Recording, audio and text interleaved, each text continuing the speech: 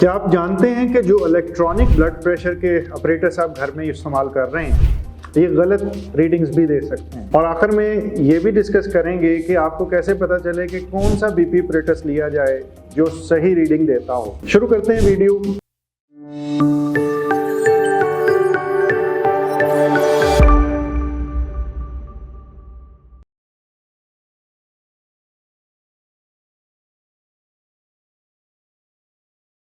सबसे पहले 6 ऐसी बातों को डिस्कस करते हैं जिनकी वजह से इलेक्ट्रॉनिक बीपी ऑपरेटर्स गलत रीडिंग देते हैं अमूमी तौर पे। इनमें नंबर 1 एक सिंपल चीज है कि बजाते खुद उनकी क्वालिटी ही अच्छी नहीं है और वो एक्यूरेट नहीं है और वो रीडिंग अपनी मुनासिब नहीं देते। इस सूरत हाल का तो ताल्लुक उससे है जो हम इस वीडियो के आखिर में डिस्कस करेंगे कि हमने चूज ही ऐसा बीपी ऑपरेटर्स किया है जिसकी अपनी हैसियत ही ऐसी नहीं है या उसकी क्वालिटी ही ऐसी नहीं है कि वो सही रीडिंग देने का मजाज हो सके। बाकी जो सी चीजें हैं वो हम पहली और दूसरी चीजें जो सी हैं उनका ताल्लुक तो इससे हो गया, लेकिन बाकी चीजें हम इस पे डिस्कस करेंगे कि अगर बीपी ऑपरेटर्स ठीक हो तो क्या क्या गलतियां हो सकती हैं। तो पहली, एक्यूरेट इस वजह से नहीं कि उसकी मैन्युफैक्चरिंग में कोई प्रॉब्लम थी। दूसरे नंबर पे ये कि बीपी तो हो सकता है ऑपरेटर्स मुनासिब हो लेकिन वो अप्रूव ही नहीं है। अगर वो अप्रूव नहीं हुआ तो इसका मतलब ये है कि वो उस पर एतबार नहीं किया जा सकता। हो सकता है वो इस टाइम तो ठीक बीपी दे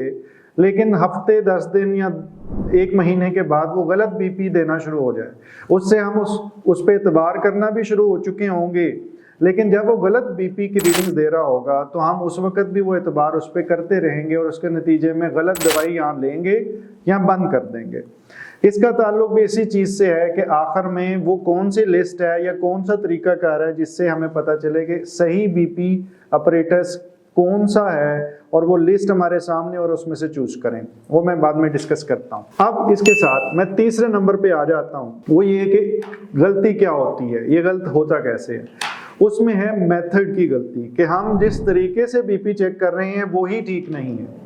मैं इसके बारे में बता चुका हूं कि इसके अंदर आपको बोलना नहीं है जब आप बीपी चेक कर रहे हो और उस दौरान में आपने कुछ खा भी ना रहे हो जब आप बीपी चेक कर रहे हो। आप जब कमरे के अंदर दाखिल हो या जहां पे आपने बीपी चेक करना है, आप वहां से में 3 से 5 मिनट तक सुकून से बैठें, उसके बाद बीपी चेक करें। टेम्परेचर उस कमरे का ज्यादा ना हो, ना उसका टेम्परेचर बहुत ठंडा हो। उसके अलावा अगर आपको यूरिन आया हुआ है, मसाना भरा हुआ है, तो उस सूरत हाल के अंदर भी वो गलत रीडिंग देगा। इसके अलावा अगर फर्ज करें आपको फालिज का मसला है तो उस तरफ बीपी चेक करना है या दूसरी तरफ, ये भी अपने मौलिद से मशवरा करें। फालिज की बहुत सारी किस्में हैं, मैं एक बात कह के आपको कंफ्यूज नहीं करना चाहता, लेकिन इससे फर्क पड़ता है कि कौन सा बाजू काम कर रहा है और कौन सा नहीं कर रहा। फिर इसके बाद बात आ जाती है कि अगर हम वो बीपी ऑपरेटर्स इस्तेमाल करते हैं जो रिस्ट पे लगता है, तो रिस्ट पे जो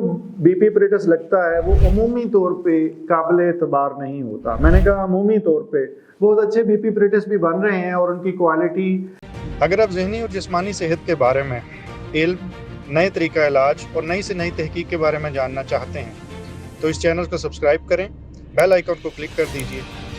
अगर वीडियो में कुछ अच्छा लगे तो लाइक एंड शेयर करें ताकि ये इल्म दूसरों तक पहुंच सके। करीबन ऐसी हो चुकी है कि हम उन पे एतबार कर सकेंगे, लेकिन इस वक्त जनरली मैं ये कहूँगा कि रिस्ट वाले बीपी ऑपरेटर्स पे एतबार मत करें, जो बाजू पे बीपी ऑपरेटर्स लगता है उस पे एतबार करें। 5वें नंबर पे ये चीज कि हो सकता है कि जो कफ का साइज आप इस्तेमाल कर रहे हैं वो ही गैर मुनासिब हो। देखें, इसके बारे में मैं पहले भी वीडियोस बना चुका हूं कि छोटे बच्चों के लिए जो 15 से 22 सेंटीमीटर जिनकी जो बाजू है, अगर उस फीते से नापें 15 से 22 सेंटीमीटर तक है तो वो बच्चों का साइज है, उसके लिए अलग कफ होता है। 22 से 32 सेंटीमीटर तक अलग होता है, 32 सेंटीमीटर से ऊपर अलग कफ होता है।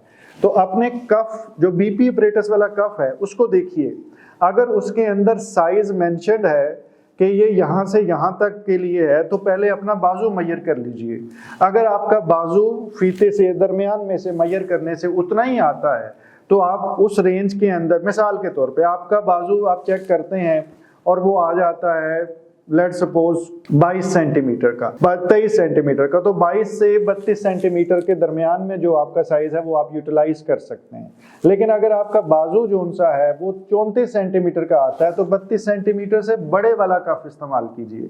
अगर उससे छोटा करेंगे या बहुत बड़ा करेंगे, दोनों सूरतों में बीपी कम या ज्यादा हो जाएगा और एक्यूरेट रीडिंग नहीं देगा। बीपी लगाने के अंदर एक गलती की जाती है कि बीपी का कफ जो सा होता है उसके अंदर एक नरम हिस्सा होता है, ब्लैडर जिसे कहते हैं। जब हम उसे भरते हैं तो वो फूलता भी है गुब्बारे की तरह। वो इस पूरे बाजू के अंदर इस जगह लगा होना चाहिए और यहाँ से तकरीबन 1 सेंटीमीटर का फासला या 2 सेंटीमीटर का फासला होना चाहिए। और उसका जो सा वो रबड़ वाला हिस्सा है जो फूलता है वो इधर सामने वाले हिस्से को कवर कर रहा हो, क्योंकि खून की नालियां यहाँ से गुजर रही होती, और जब यहाँ से गुजरेंगी और उसके ऊपर वो प्रेशर डालेगा तो वो सही रीडिंग देगा।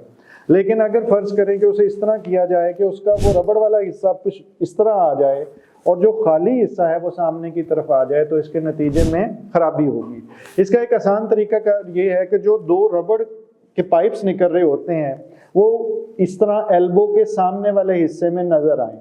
अगर वो एल्बो के सामने वाले हिस्से में 2 पाइप नजर आ रहे हैं तो आपने अपना कफ ठीक लगाया है, सिर्फ साइज चेक कर लीजिए। फिर छठी वजह एक जो इलेक्ट्रॉनिक बीपी एपरेटस के खराबी की होती है कि वो गलत रीडिंग देता है, वो है लो बैटरी। अगर उसका सेल कमजोर है तो बाज़ का वो बंद नहीं होता, वो गलत रीडिंग देना शुरू हो जाता है।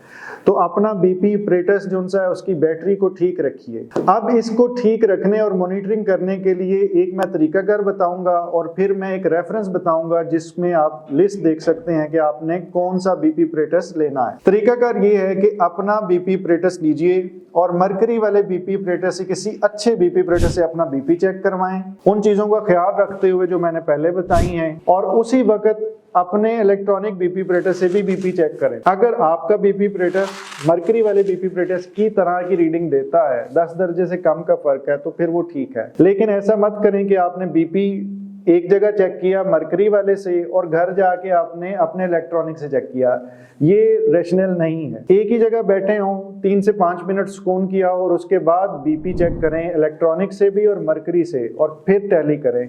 ऐसा आपको हर महीने करना है। इसी के नतीजे में पता चलेगा कि वो सेटिंग उसकी ठीक है, वो ठीक काम कर रहा है।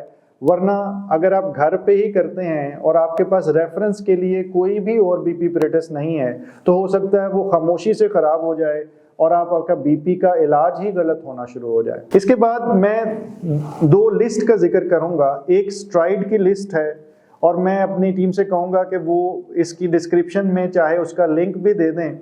ये वो लिस्ट है जिसमें जाके आप उन बीपी एपरेटस की लिस्ट देख सकते हैं जो वैलिडेटेड है, आजमाए जा चुके हैं और जिनमें खराबी की गुंजाइश कम है। अमेरिकन मेडिकल एसोसिएशन की भी एक लिस्ट मौजूद है जिसके अंदर दुनिया में अच्छे बीपी एपरेटस की लिस्ट मौजूद है। आप उसमें जाके भी देख सकते हैं कि जो बीपी एपरेटस आप यूज कर रहे हैं क्या वो इस काबिल है कि उसके ऊपर एतबार किया जा सके। अल्लाह ताला आपको मुकम्मल जिंदगी दे और दूसरों की जिंदगी मुकम्मल करने का शर्फ अता करे। शुक्रिया।